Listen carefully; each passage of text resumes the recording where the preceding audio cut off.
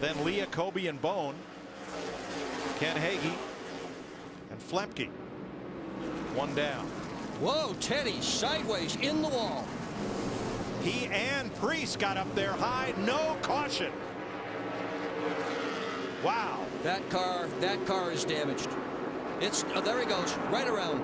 Teddy, keep it down.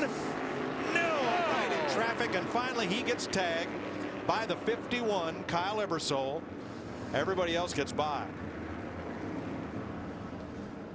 On the one hand, Dick, you might be surprised why no caution when they got together. But since both cars separated, got off the wall, and kept going, the track was clear. No need for a caution. Let them go. Let them go if they can. Top of the screen. It's clear that the two of them simply hooked. And once Teddy got in the wall, that was it as far as his car is concerned.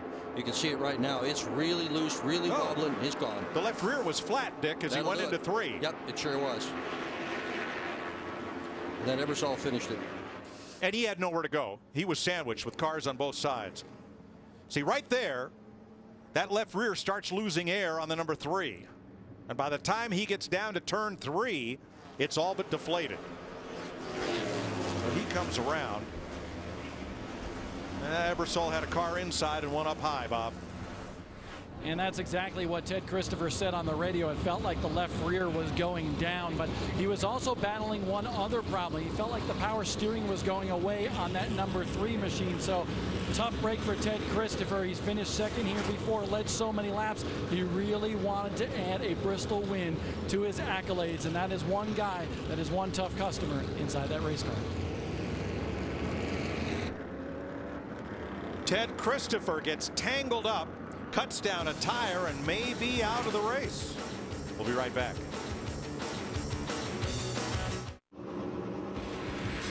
While you're watching Wad 'em Up Wednesday, we look ahead to Fast Friday on Speed, where our coverage begins 10 a.m. live Eastern. A full day of on-track action. See the Sprint Cup stars fight for speed in Thunder Valley and the Nationwide. Young Guns battle for the pole. Exclusive coverage kicks off Friday at 10 a.m. Eastern with Nationwide practice. We'll join you for Sprint Cup practice at noon. NASCAR live at 2. Sprint Cup final practice 2:30, and Nationwide qualifying at 3:30 right here on Speed's NASCAR Fast Friday. Ted Christopher's car had the right side Nerf bar shoved in against the tire. There you see it. You're not allowed to remove that Nerf bar and race without it. Would have been too tough to fit another one, and the wheel won't turn the way it is. So the Mike Bowler car goes to the garage. Christopher finished second and 18th here in 2009 and 10. So Todd Szegedy will bring him down with Ryan Priest. Then it's Ronnie Silk, Brian Chu, Juhas and Bonsignor, Brunhosel and McKennedy. Goodale and Lee of the top 10. We're back to green.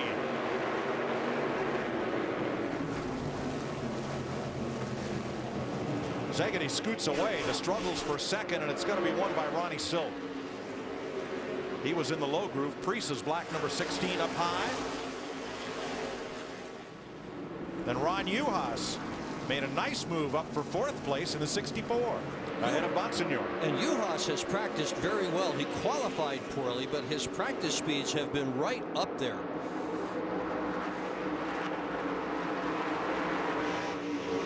And finally we see Kobe in the number 52.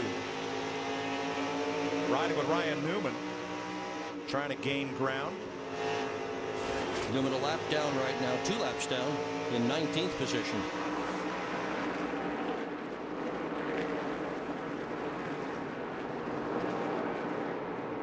Fourth place, Bonsignor looking over Juhas, who I think wisely gives him room, and not a lot of room though.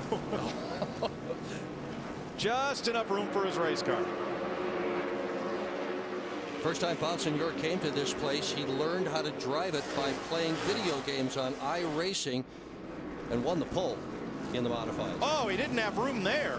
Bonsignor dipped the left front down on the apron to take the spot away.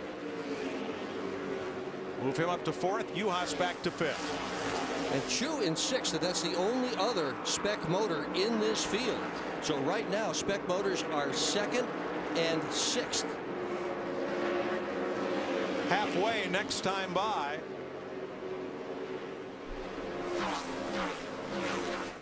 And we'll look for the competition caution once the field cycles through. And they'll get a 5-minute stay on pit road. Where, as you heard, they cannot lift the hood, but can otherwise perform routine maintenance. There's the caution. And Todd Szegedy is our halfway leader in the UNOH Perfect Storm 150 that early on saw quite a few contenders piled up or fallen by the wayside, including Tim Brown, John Smith, Mike Stefanik, Rowan Pennick. Show you that pass of Ponsignor. He's got just enough room there. No, he doesn't. Oh, he goes way down to the apron and makes the pass. That's a bold move. Yeah, he's 24 years old. That's what you get from a youngster like that, is just raw courage. Nice job. He did it. That was one of those Dick Casso checkers or wreckers kind of moves, I'll tell you, but he pulled it off. Todd Szegedy, Ronnie Silk lead at halftime in Bristol.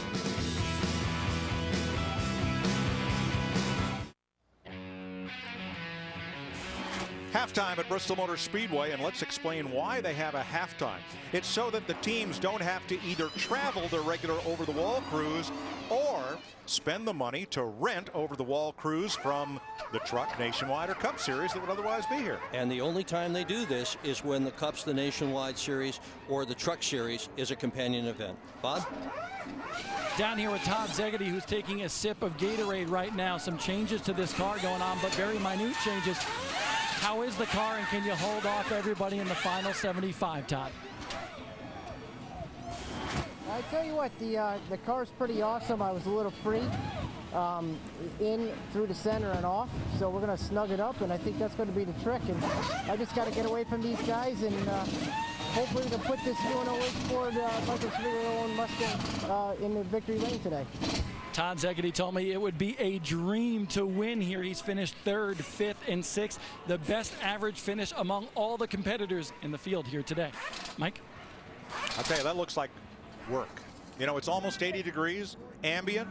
You add the heat of those engines, and you add the rigors of racing a car around this steeply banked half mile. You're going to break a sweat. Oh, yeah, and particularly with people all over you, which Todd Szegedy has had all day long. Ryan Newman, who is laps down, you see there, and Ron Uhas, for a fellow came out of Waterford Speed Bowl. Boy, he's done a great job here tonight. Yep. His girlfriend Dale Walbrink is his spotter. I don't know if I'd want to. I mean, I have a wife now, so I need to be careful what I say here. But if I didn't have a wife, I don't think I'd want my girlfriend telling me whether I should go high, go low, or what I should do. Well, Mike Stefanik's wife Julie spotted for him for most of his career. Yep, so she does a fabulous job. Not a problem. Bob? Down here with Ryan Preece, who's actually running in the 3rd spot right now. Ryan, I understand maybe a little damage to the front end of that car from that contact. What's going on? Yeah, I mean, there was no place to go. Teddy got real loose, and I was running the high line, so we ended up getting into him a little bit. But we're going to work on it. I know we got a real fast car, and we'll see what happens at lap 150. I want to thank Eric Sanderson. I know you're watching, my girlfriend at home, too. And, you know, everybody, Flamingo Motorsports, East, West, you know, yeah, everybody out there. Sorry. Where do you think you got to be better than Todd Szegedy right now to get by him? Honestly, before we got into Teddy a little bit, I think I had a car that was just as good as those guys, so we'll see if we can get back to that point. Ryan Preece, he's in the top 10 in the NASCAR Whelen All-American Series standings. One young gun to keep a look at coming from these modifieds. Yeah, he is 3rd right now. We saw them making a toe-out or toe-in adjustment there on the right front after that contact with Ted Christopher and the wall. 21 years old, and everybody seems to want Ryan Preece to drive their race car. And maybe one of these days the doors will open and he'll make it to the big league. More from halftime at the UNOH Perfect Storm 150 coming up.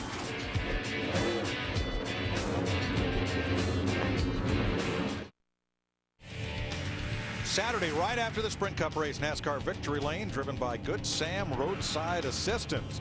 You'll get all the post-race coverage right here from JR, Kenny, Kyle, and Larry Mack. They'll celebrate with the winner, break down all of Eaton and Baggett from Bristol right here on Speed. 1 to go, Bob. Ron Silk second in points in the NASCAR Whelen Modified Tour. That car was loose everywhere. He was just hanging on, so they tightened it up. Ron thinks he's got a car that can win this race, but another guy I want you to keep an eye on in the second part of this race, back in the 9th spot in that backup car. Not the backup car for his own team, but a backup car for Todd Szegedy. Donnie Leah has moved all the way up into the top 10. They straightened out the front end because it got damaged in that early wreck. He thinks he can keep on climbing the charts here and go after this victory. And back in the race after being involved in the lap 3 crash, Frank Fleming out of Bowman Gray Stadium, just because he wants to race here, not because he can break up into the top 10 being that many laps down. Green flag, Szegedy, Silk. And here comes Preece on the bottom trying to follow Todd Szegedy to the front. It's side by side for second off turn 2. Monsignor all by himself in 4th. UNOH right behind him in 5th. Second is the battle. Silk on the outside seems to have more grip off the corner. And he is second. Preece is third. Bonsignor looks low, then UNOH. Then Chu, and then McKennedy. And Doug Coby is coming, the North Point leader. His car is white with red on the right corner of your screen. The number 52. Bonsignor looking low on Preece for 3rd place. Not this time. That's 2 guys who are the future of this series for sure. 2 of the youngsters battling for position. And now Coby has that pack of cars in sight. Running all alone in 7th right there.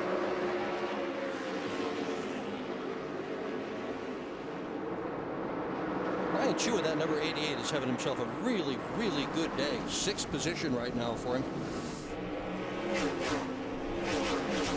Yeah, he ran a number of years in the Busch North Tour before moving over to modifieds. Yep. Some K&N racing as well. Yep.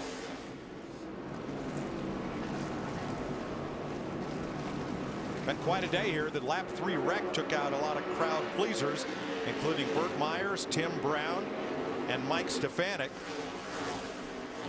Ted Christopher out after contact in a flat left rear and further damage.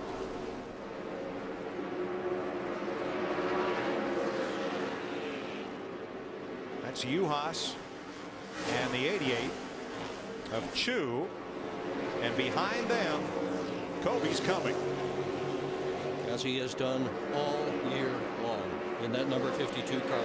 Ironically, this is a UNOH sponsored event, and Coby really hit the headlines winning a UNOH event at Thompson Speedway last year with this new team he's driving for, and since then he has absolutely dominated the tour. Traffic staying low. Leaders run the high groove. Wonder what will happen later tonight in the Camping World Truck Series in their first appearance on the reconfigured Bristol. Well, this is for sure. They're going to have a lot of rubber laid down on the racetrack.